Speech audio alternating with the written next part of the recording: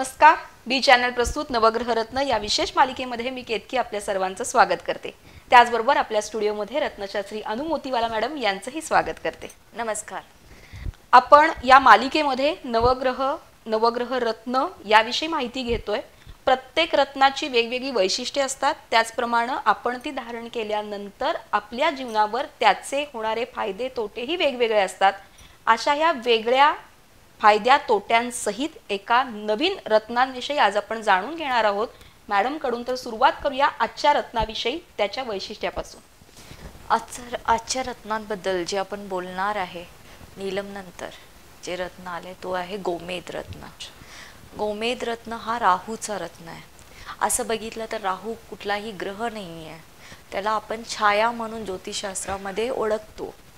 हा छाया ग्रह आहे ज्याचा प्रभाव जितकं आपले 7 ग्रहांचा प्रभाव पडतो तसंच राहूचाही प्रभाव पडतो. आणि राहू रत्न जे आहे, गोमेद आहे, ते तितकाच महत्वाचं आहे जितके बाकीचे रत्ने आहेत. अच्छा. हा. आणि राहूची जे आहे नक्षत्र जे आपण बोलतो, स्वाती नक्षत्र, आद्रा नक्षत्र, आणखीन आहे शतभिषा नक्षत्र. ह्या 3 नक्षत्रांचा जे नक्षत्र स्वामी आहे तो राहू आहे. आणि राहू म्हटले की एक वेगळे प्रकारची भीती निर्माण होते की हा पाप ग्रह आहे, एक वाईट करतो. भलेही हा जे ग्रह आहे राहूचा तो वाईट शक्त्यांवर त्याचा प्रभाव आहे, जसे की 2 नंबरची कामे आहेत, राजकारण आहेत, जिथे वाईट असतो तिथं त्याचा प्रभाव पडतो. पण त्याचबरोबर जेव्हा आपण आपल्या ग्रहांविषयी माहिती घेतो की माणूस आयुष्यात काही गोष्टी करताना काही असले निर्णय घ्यावे लागतात जिथं ती पावर थोडासा कठोरता आणायची गरज असते. त्याच्यासाठी हा जे राहू ग्रह आहे तो खूप महत्वाचा आहे. आता आपण जेव्हा राहू बद्दल बोलतो की राहूचे आपण कसे फायदे उचलायचे, त्याचे वाईट परिणाम कसं थांबवायचं, त्याच्यासाठी आपल्याला काय करावं लागतं, कुठले उपाय करावे लागतात, आणि राहू आपल्या कुंडलीवर एकाच्या मानवी आयुष्यात काय प्रभाव टाकत असतो आणि कुठल्या स्वरूपात तो प्रभाव टाकतो, त्याच्यासाठी आपण काय बचाव करायला पाहिजे आणि कुठल्या रूपात करायला पाहिजे, ह्याच्यासाठी एकमेव जे आहे, जे आपण काही न करता ते वापरून करू शकतो, तो म्हणजे त्याचा रत्न गोमेद. अच्छा. गोमेद रत्न जे आहे तो गोमूत्राचा रंगाचा रत्न असतो. जसं आपण लाल आणि पिवळा कलर मिक्स केले की हा रत्नाचा कलर तयार होतो. अच्छा. किंवा लाल कलर मध्ये थोडासा पिवळा कलर आणि काळा कलर मिक्स केले की तो डार्क गोमूत्राचा चॉकलेटी कलरचा हा रत्न तयार होतो. आणि ह्या गोमेद रत्नाला आपण विविध भाषांवर कसं ओळखतो. मराठीमध्ये याला गोमेद म्हणतात, हिंदीमध्ये पण गोमेद मणी म्हणतात, आणि संस्कृत मध्ये जे आहे गोमेद रत्नाला गोमस्तक म्हणतात.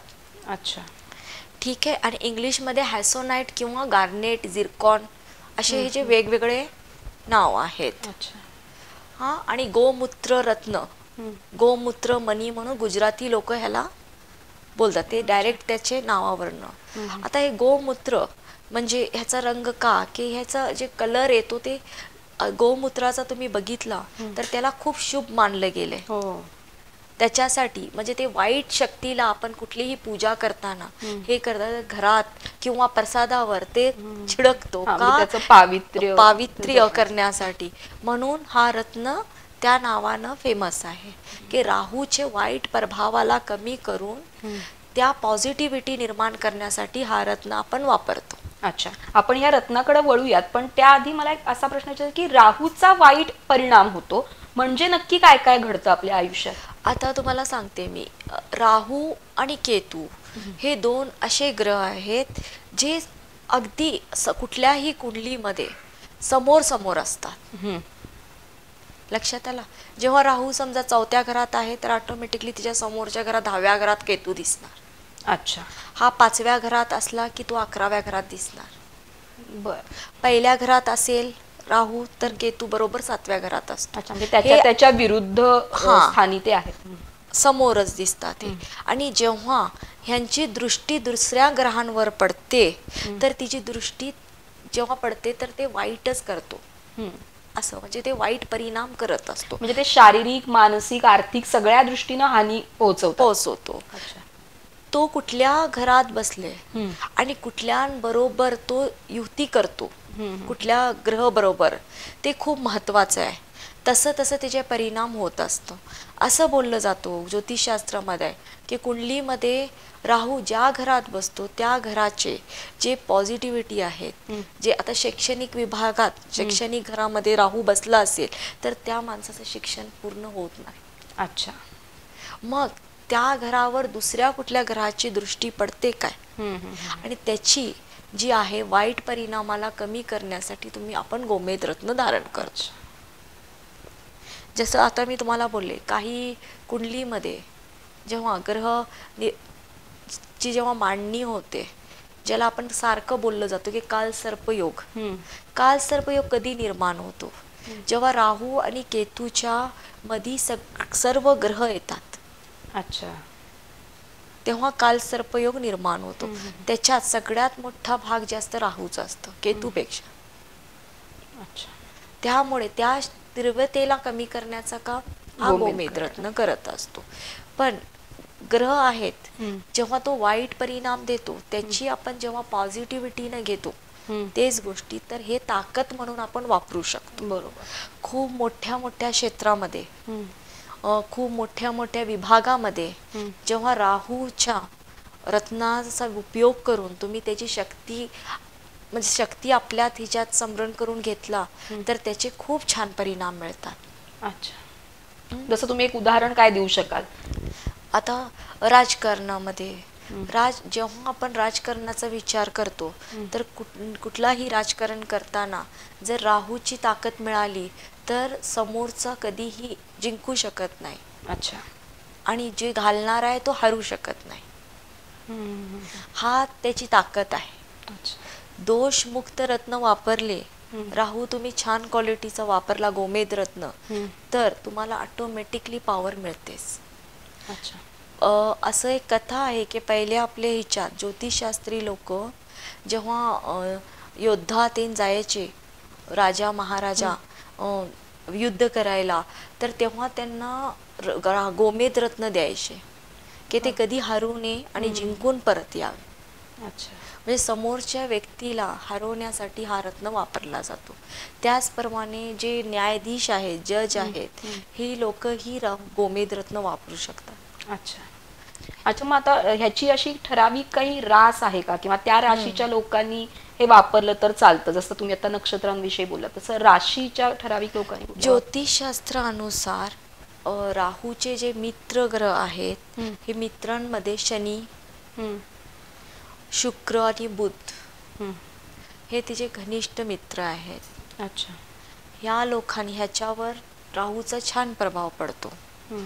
त्याचप्रमाणे वृषभ राशीचे लोकांनी, मिथुन राशीचे लोकांनी, कन्या आणि तुला राशी आणि काही वेळेस कुंभ राशी, ह्या लोकांनी जेव्हा ह्यांच्या आपल्या कुठल्या ग्रहामध्ये राहू आहे त्याचा प्रभाव बघून, किंवा नक्षत्रावरनं आद्रा नक्षत्र, स्वाती आणि शतभिषा नक्षत्राचे लोक गोमेद रत्न धारण करू शकतात. अच्छा. हे कुंडलीवरनं ज्यांचा लग्न वृषभ किंवा तूळ असेल ह्या लोकांनीही गोमेद रत्न धारण करू शकतो. अच्छा. त्यांना ते खूप छान काम देतं. ठीक आहे. वृश्चिक राशीमध्ये 8व्या घरात जर राहू असेल तर गोमेद रत्न धारण करावा. अच्छा. का, म्हणजे ह्याचा त्यांना पॉवर वेगळी मिळते. मंगळ ह्याचे विरुद्ध म्हणजे दुश्मन ग्रह आहेत राहूचे. अच्छा. मंगळ आणि चंद्र. अच्छा. त्याच्याबरोबर तो विरोध आहे त्याचा. म्हणून ह्यांची युती असेल तर ह्यांना त्रास देण्याचं काम राहू करतो.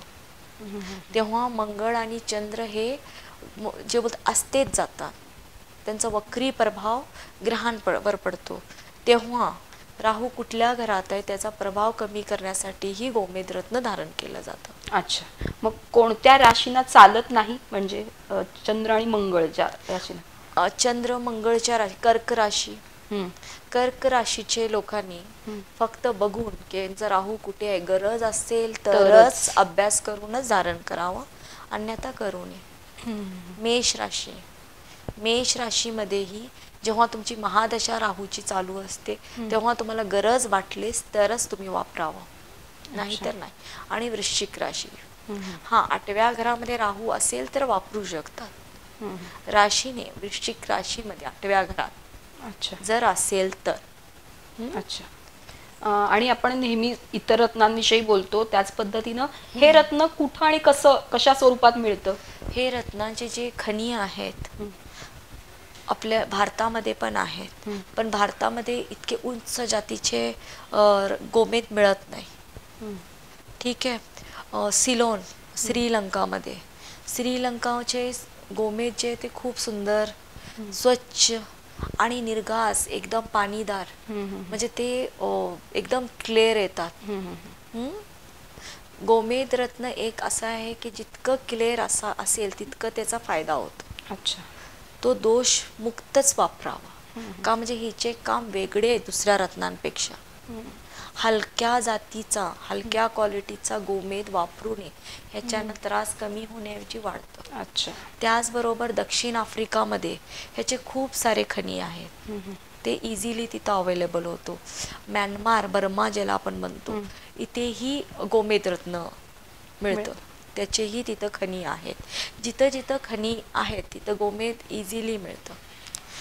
जर ह्याची हार्डनेस बघितला ह्या रत्नाची, तर हा रत्न 7.5 to 8 पर्यंत ह्याची हार्डनेस असते.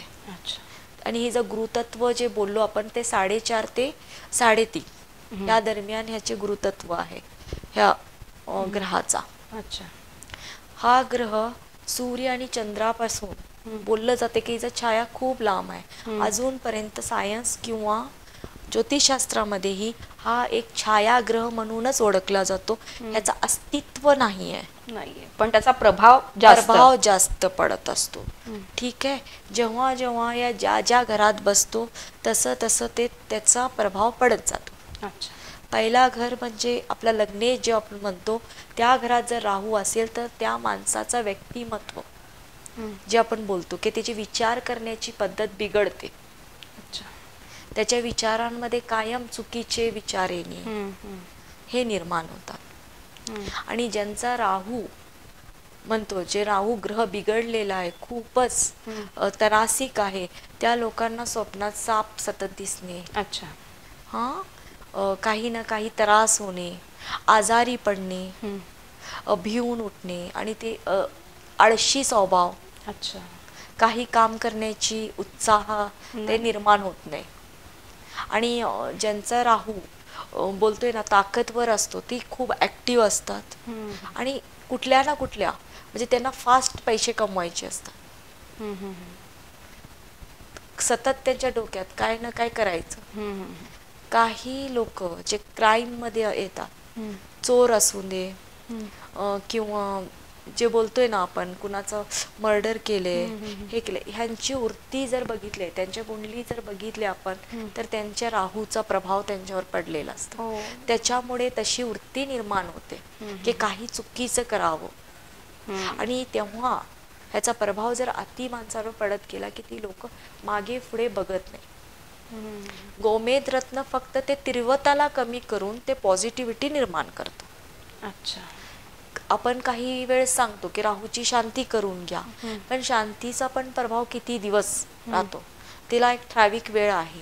तर तुम्ही कितीदा ते शांती करणार, म्हणजे असं ठराविक पिरियड नंतर पुन्हा पुन्हा ती शांती करणं गरजेचं. ते एक पिरियड, आता तुम्ही राहूची महादशा आहे, काही कुंडलीमध्ये जे मेष राशी आहे, वृश्चिक आहे, मीन राशी आहे आणि कर्क राशी, या लोकांना जेव्हा राहूची महादशा चालू होते तर खूप त्रास होते.